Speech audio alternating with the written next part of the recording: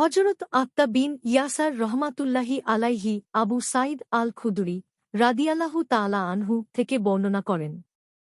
তিনি বলেন, রাসূলুল্লাহ সাল্লাল্লাহু আলাইহি ওয়াসাল্লাম বলেছেন, তোমাদের কোনো ব্যক্তি যখন নামাজের মধ্যে সন্দেহ করে যে সে কতটুকু নামাজ আদায় করছে, ৩ রাকাত না ৪ রাকাত, তাহলে সে যেন সন্দেহ দূর করে। যে সংখ্যার উপর তার দৃঢ়তা সৃষ্টি হয় তার ওপর নির্ভর করবে।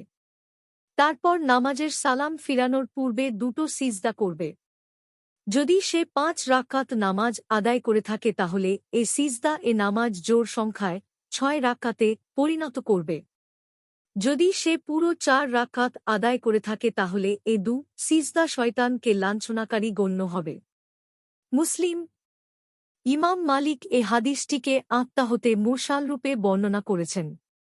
তার বর্ণনায় এ শব্দগুলো আছে যে, নামাজ আদায়কারী এ সিজদাত দিয়ে ৫ রাকাতকে জোড় সংখ্যা বানাবে।